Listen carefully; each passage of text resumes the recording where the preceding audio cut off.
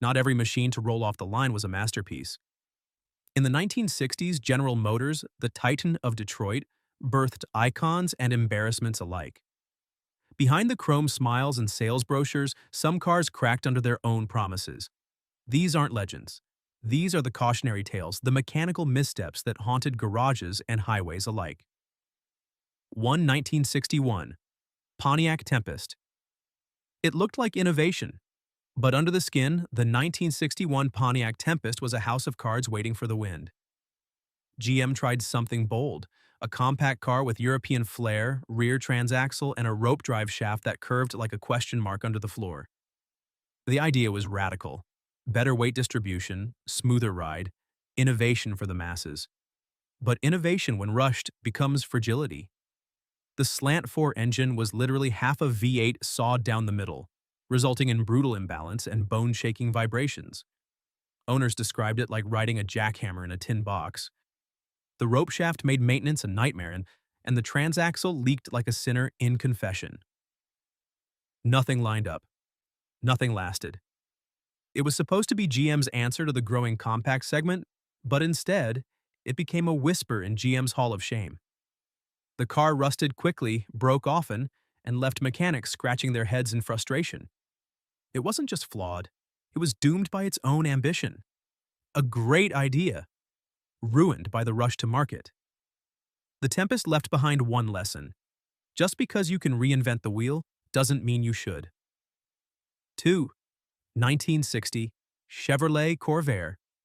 It began with beauty and ended in blood. The Corvair was GM's answer to Volkswagen's dominance. A rear-engine, air-cooled compact wrapped in smooth curves and sophistication. It whispered promise, but it shouted failure.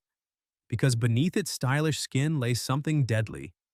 The swing axle suspension, GM's cost-cutting alternative, lacked a stabilizing bar.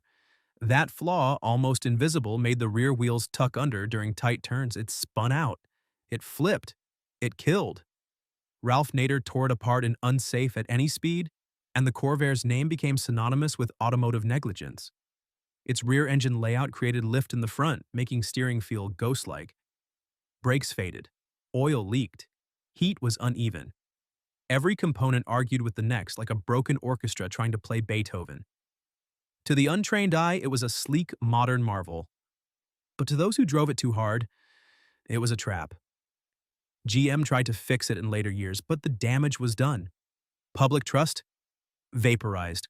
The Corvair didn't just fail on the road, it rewrote how safety would be judged forever after. And in doing so, it carved a place in history. Not for its power or elegance, but for how quickly beauty can betray. 1965, Buick Riviera, Grand Sport, first year. It should have been majestic, a full-sized coupe for kings. But the 1965 Riviera Grand Sport was a lesson in arrogance disguised as style. GM poured chrome and curves into the Riviera. They gave it hideaway headlights, a fastback roofline, and the promise of personal luxury. Underneath, the Wildcat 445 V8 pushing torque like a freight train.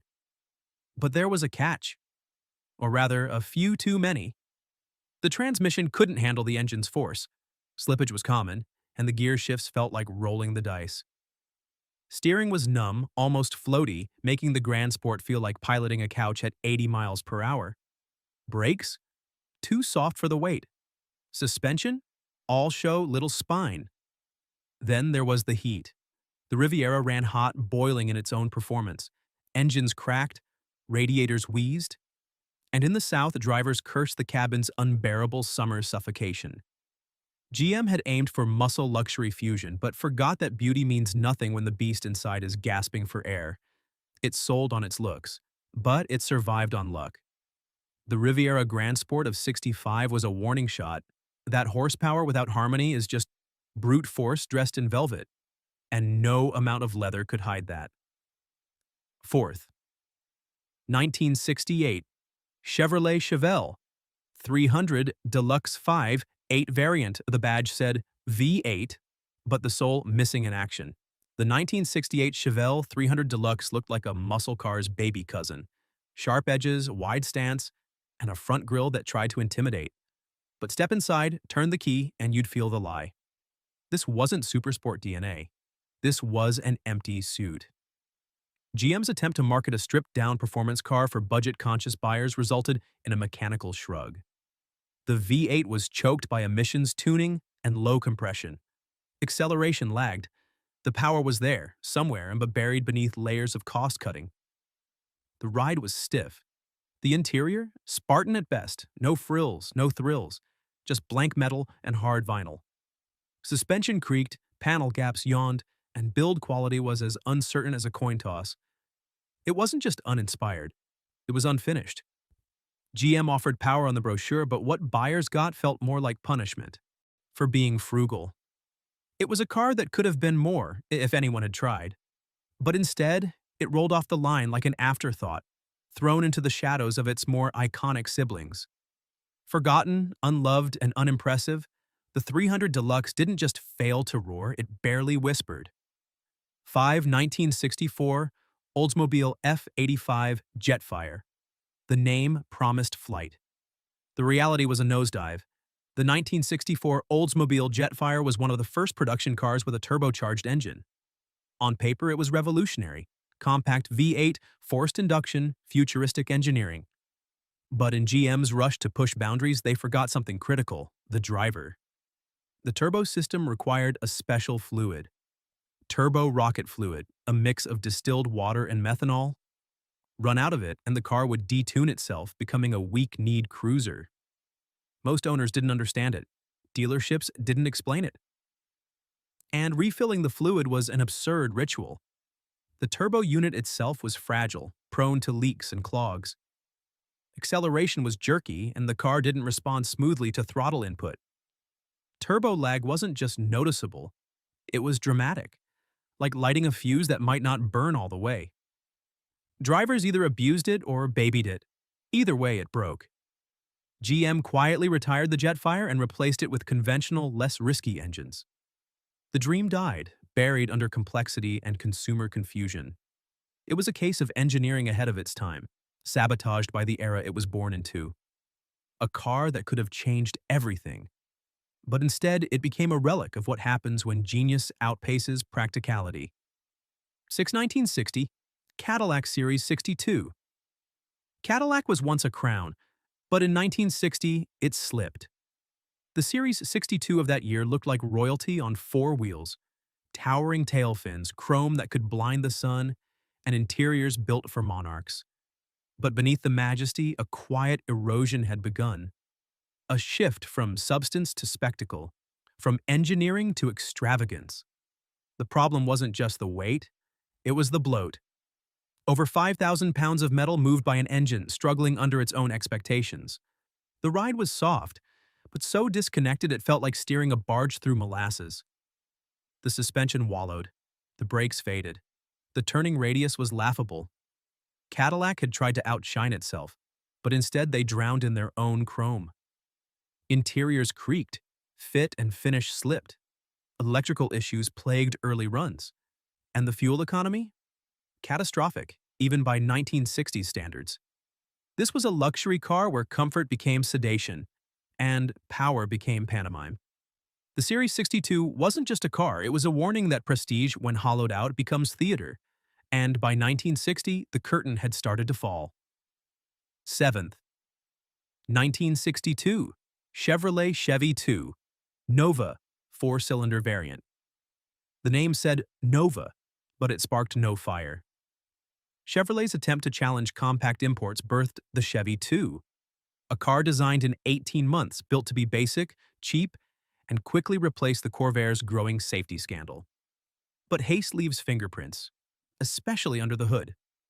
The 4-cylinder version of the Nova was painfully underpowered, chugging out just 90 horses. Acceleration was more of a suggestion than an action. It took nearly 20 seconds to reach highway speeds, a dangerous delay in an era of growing traffic and expanding freeways. The ride was harsh, seats were thin, and the interior buzzed with every bump.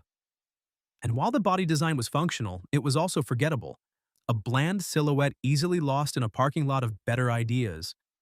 Worst of all, GM marketed the Nova as an alternative to nimble imports. But compared to a VW Beetle or a Ford Falcon, it was agricultural, crude, uninspiring. A car that did the bare minimum and still managed to disappoint. 8th, 1966, Oldsmobile Toronado, first year. It was a pioneer, the first American front-wheel drive car since the 1930s. But even trailblazers can lose the trail. The 1966 Oldsmobile Toronado was bold, beautiful, and tragically over-engineered. With a 385 horsepower, 425 rocket V8 powering the front wheels, torque steer became a violent tug of war. Punch the throttle and the steering wheel jerked like it had a mind of its own. GM's unitized power package jammed transmission, differential, and drive shaft into a tight front-heavy assembly that defied balance. The result? Uneven weight distribution, premature tire wear, and steering that constantly felt like you were chasing the car instead of leading it.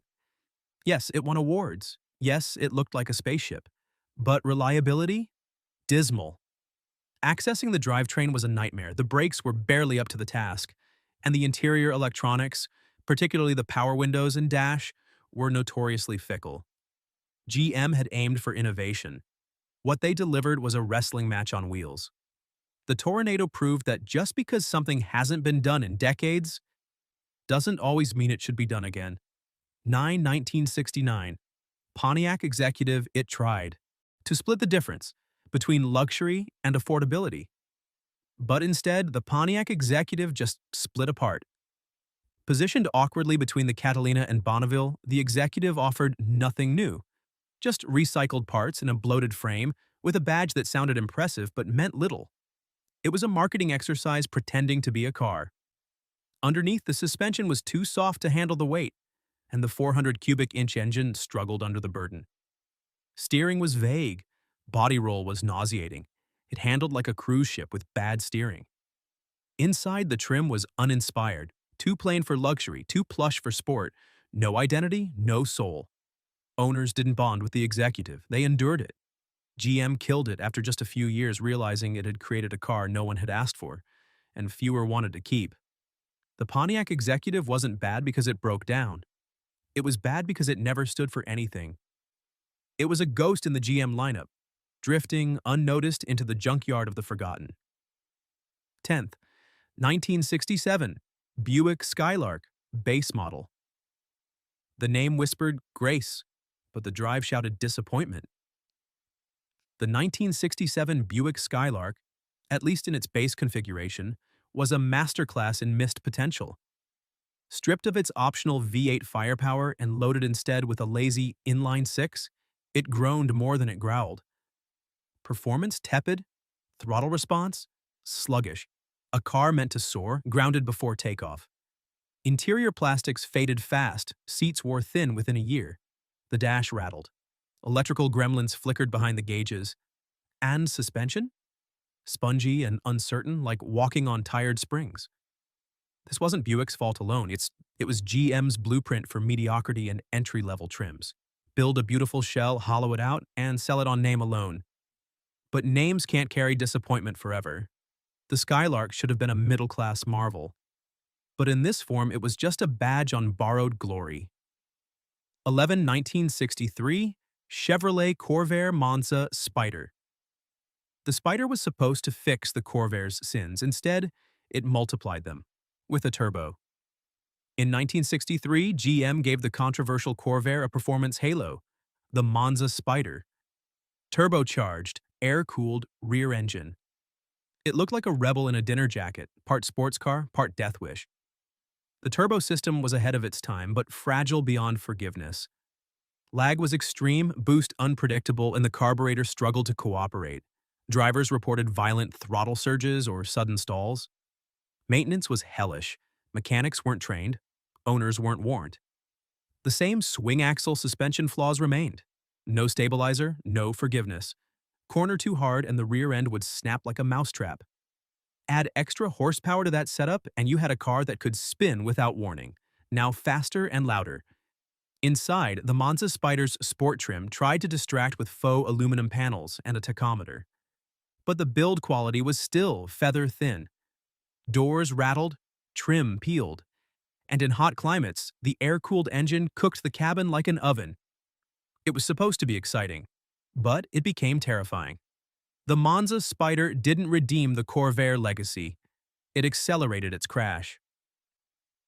12th, 1960, GMC 5.6 pickup, early model. It looked tough, but under pressure, it folded. GMC's 1960 pickup launched with a new 305 cubic inch V6, bold, different, and deeply misunderstood. Designed for torque, not speed, it had a strange growl and an awkward heartbeat. And while it could pull a stump from the earth, it did so with all the grace of a diesel-powered blender. Fuel economy? Abysmal. Engine balance? Office. And the vibration? Constant, unrelenting, like the truck was always angry at itself. Spark plugs fouled. Timing jumped. Engine mounts cracked under the constant strain. GMC gambled on a unique identity, but the market didn't want strange. They wanted reliable, familiar. Instead, they got a drivetrain so rare that even mechanics hesitated to pop the hood. Suspension was stiff and punishing. The cabin had the charm of an empty toolbox. No insulation, no comfort. Just metal, heat, and noise. The V6 truck wasn't just flawed, it was exhausting. A working-class hero that asked too much and gave too little. 13. 1965. Chevrolet Impala. Base, 6-cylinder. The name was legendary. The performance? A punchline. The 1965 Chevrolet Impala, especially in its base inline-6 variant, was a case of skin over substance. GM sold it as a full-size icon, but this trim felt more like a punishment for not affording the V8. The engine barely made 140 horsepower. Acceleration was sluggish. Merge lanes became nightmares. Uphill drives turned into prayer sessions. It didn't just lag, it wheezed. Worse, the massive frame was far too heavy for the underpowered motor. Every movement felt forced. Brakes squealed from the weight.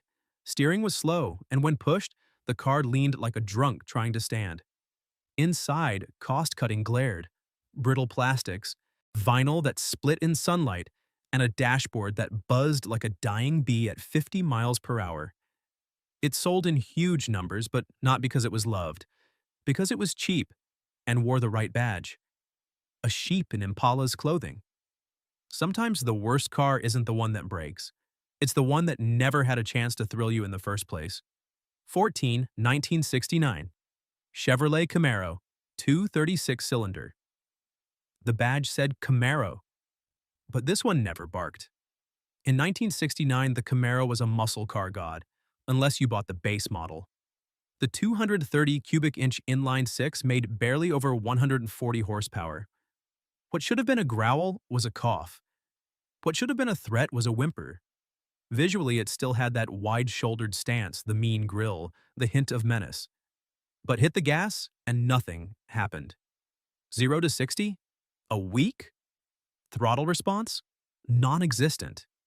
You were left with a beautiful body that couldn't back up its attitude. Worse still, it cornered poorly. Without the weight of a V8 up front, the suspension felt out of tune. Skittish and hollow. The tires too skinny for drama. The ride too stiff for comfort. Buyers felt cheated. They'd been promised a Panther. What they got was a house cat. GM knew what they were doing. Bait them with the beast, then sell them the mannequin. The 230 Camaro wasn't a bad car mechanically, but spiritually, it was empty. 15. 1961. Oldsmobile F85, early version. It was the beginning of the compact revolution, but it started with a stumble. The 1961 Oldsmobile F85 was meant to be GM's futuristic answer to downsizing. Lightweight aluminum V8, unibody construction, a nimble footprint. But what they gave the public was a ticking time bomb in silver paint. The aluminum V8 was rushed. It overheated constantly. Cylinder walls warped. Head gaskets blew, coolant vanished. Mechanics dreaded them, owners cursed them. And GM's attempt at innovation quickly turned into one massive warranty nightmare. Beyond the engine, the car drove like a prototype. Steering was vague, suspension clunky, cabin noise unbearable. It looked futuristic, but inside it felt like a science experiment with no off switch. The F-85 should have been a pioneer, but instead it became a burden. Oldsmobile had tried to evolve, but evolution without reliability? Just extinction in disguise. 16. 1964. Cadillac Eldorado Biarritz. This was supposed to be the king of convertibles. Instead, it ruled over rust, leaks, and frustration. The 1964 Cadillac Eldorado Biarritz was everything GM wanted the world to believe about American luxury: oversized, overstated, and overbuilt. But beneath the grandeur was a machine collapsing under its own indulgence. The convertible top mechanism was notoriously unreliable. It jammed, tore, and leaked even when new. Rain turned the plush interior into a damp mausoleum of rotting carpet and mildew-soaked leather. The 429 V8 engine was massive but poorly tuned. Misfires were common. Fuel delivery inconsistent. Handling? A joke. You didn't steer it. You suggested direction. The floaty suspension might as well have come off a fishing boat. At speed, the Biarritz drifted like a wounded whale on glass wheels. Build quality also plummeted. Trim fell off. Switches failed. The power windows worked when they felt like it, and the HVAC system could heat one side of the cabin while freezing the other. It had the silhouette of greatness, but it was a parade float, not a car. The Eldorado Biarritz was the moment Cadillac stopped chasing excellence and started chasing excess. 17th, 1962. Chevrolet Greenbrier Van A rolling risk in every direction. The Greenbrier was Chevrolet's answer to the VW microbus, rear-engined, flat-floored, and meant for families and tradesmen alike.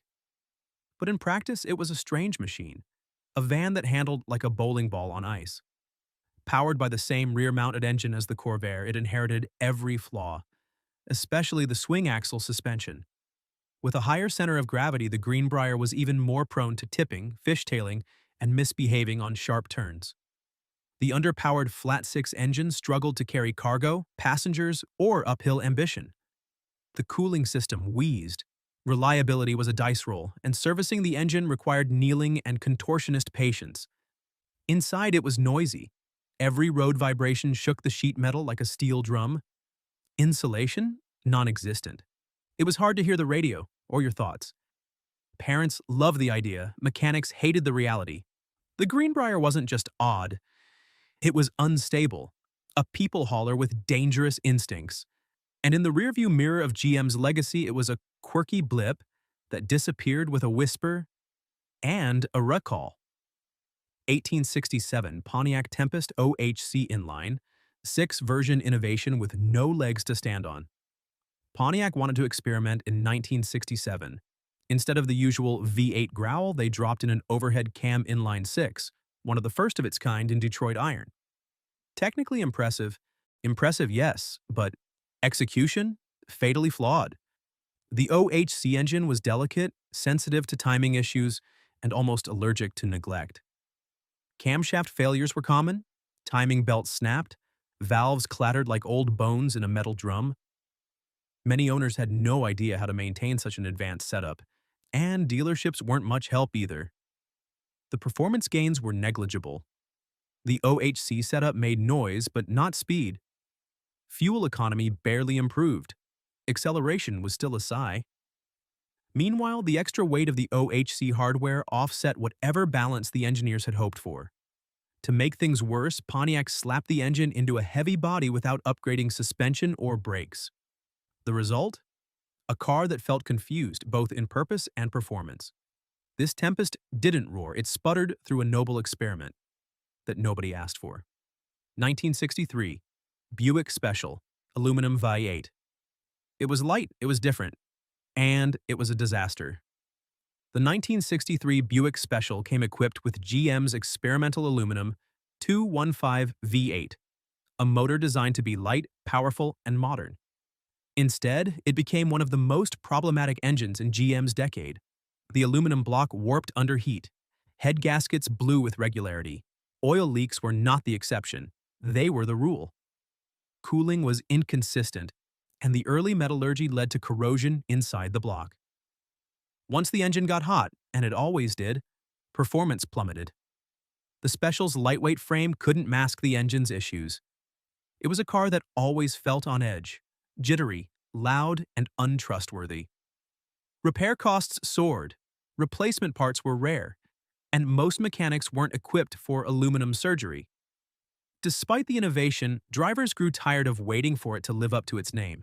The Buick Special proved that a new material doesn't mean a better car. Sometimes it just means a more expensive failure. 20th, 1966. Chevrolet Caprice. Base model, elegance was promised, but mediocrity showed up instead. The Caprice was supposed to be Chevrolet's flagship, a luxury cruiser without the Cadillac badge. But in 1966, the base model exposed the cracks in that dream. Standard equipment included a weak inline-six engine paired with a lethargic two-speed power-glide transmission. Acceleration was glacial, shifting felt like guesswork, and the car's immense bulk only magnified its impotence. You could floor the pedal and count to 10 before the car seemed to care. Handling was no better. It floated, rolled, and wandered. The ride was soft, too soft, turning every corner into a balancing act between body lean and tire grip. Braking distances were embarrassing, and steering was syrupy and disconnected. Inside, cost-cutting was everywhere. Thin padding, cheap trim, seats that sagged within months. It had none of the refinement its exterior pretended to offer. The Caprice sold well, on image alone. But for those who actually drove it, the disappointment lingered longer than the scent of burning oil. It wasn't just underpowered, it was underwhelming. 21st, 1961, Chevrolet Biscayne Fleet model. It was a car for the working class, but GM cut corners so sharp they left scars. The 1961 Biscayne Fleet model was marketed as Chevrolet's no-frills utility sedan, stripped to the bones for taxi fleets, city departments, and cost-conscious buyers. But somewhere between affordable and functional, GM lost the thread. It came with the bare minimum: a puny six-cylinder engine, manual steering, and brakes that felt like slowing down with prayer. Interior comforts? None. No armrests. Cardboard door panels. Vinyl so thin it tore if you blinked at it wrong. The ride was harsh, the cabin loud, and the fit and finish abysmal. Rust showed up like an old friend within a year. The wiring was cheap, the gauges erratic, and the manual transmission clunky even when new. Mechanics didn't like working on them. Owners didn't like being seen in them. The Biscayne wasn't just basic. It was punishment wrapped in steel. A car built for durability, but remembered only for disappointment. 22. 1960. Oldsmobile Dynamic 88. Some names deserve dignity. The 1960 Dynamic 88 lost its. The moment you shifted into drive, the culprit? The roto-hydromatic transmission. GM's worst-kept secret. It lurched, slipped, and slammed with unpredictable violence. Shifting from first to second often felt like a kick from a stubborn mule. And reverse? Sometimes it just didn't. Owners reported delays, grinding noises, and catastrophic failures before hitting 30,000 miles. The rest of the car wasn't terrible. The Rocket V8 still had some fire. But it didn't matter, because no engine can overcome a transmission that fights itself. Dealers tried to patch it. Mechanics dreaded it. GM quietly killed it in a few short years. The Dynamic 88 should have been a badge of honor. Instead, it became a symbol of what happens when innovation is rushed, untested, and unkind to those who trusted it. 23rd, 1968 Chevrolet. 23rd. El Camino A muscle car with a pickup bed. Sounds wild, unless you buy the base model, and then it's just confused. The 1968 El Camino had the bones of a Chevelle and the soul of a working-class brute. But buyers who opted for the base 230 inline-six found themselves with a vehicle that looked like a predator and moved like prey. Acceleration was gutless, towing capacity laughable, loaded too much, and the suspension squatted like it had given up. Shifting felt detached. The engine wheezed. It was underpowered for a sedan, let alone a truck sedan hybrid. Inside, the El Camino was bare and cheap. Plastics rattled. Panels popped loose. Road noise was ever present, amplified by the hollow truck bed just inches behind your head. GM made faster, meaner El Caminos, but the base model of 68 was all style, no substance. A performance truck for people who didn't need either. 24. 1965, Pontiac Catalina, a muscle car trapped in molasses. The 1965 Pontiac Catalina had the shape of a road warrior and the heartbeat of a coffee grinder. The 389 cubic inch V8, once a fire breather, had been strangled by a two-barrel carburetor, soft cam profile, and a transmission tuned for cruising, not conquering. Throttle response was slow. Power delivery staggered. The 0 to 60 time stretched into embarrassing territory. The body was heavy. Brakes were just adequate. Steering was boat-like. And inside? GM's cost-cutting showed again. Flimsy seats, warped trim, electronics that misbehaved. It had the look of a performance car but couldn't outrun a station wagon when it mattered. Worse, buyers expected muscle. They expected that Pontiac punch. But GM had neutered it in favor of mass-market appeal. And the result was a car with a roar so quiet, it never got noticed. 25th, 1960, Chevrolet Parkwood Station Wagon. It had space for the whole family, but made everyone suffer. The 1960 Parkwood was Chevy's full-size wagon offering, built on the Impala platform and loaded with promises of comfort, room, and adventure. But what families got was a behemoth with sloppy engineering and a hunger for parts. Suspension? Weak, especially in the rear. Load it with kids, luggage, or groceries, and the back end drooped like it had lost hope. Braking was a full-body event, demanding distance and courage, and the inline-six engine couldn't keep up with the weight. Inside, things were worse. The rear seats were uncomfortable. Heat distribution was terrible. The third row, if equipped, was barely suitable for pets, let alone people. Road noise echoed through the vast metal cabin, and the tailgate mechanism broke so often it became a dealer's recurring revenue stream. It was a car that pretended to be everything the American family needed, but on long trips it proved it was the last thing they wanted. These 25 cars were more than just mechanical failures. They were broken dreams on four wheels. In GM's golden decade, they were the shadows behind the shine. Flawed, forgotten, or remembered for the wrong reasons. Not every car becomes a legend. Some become warnings, rusted, rattling, and real.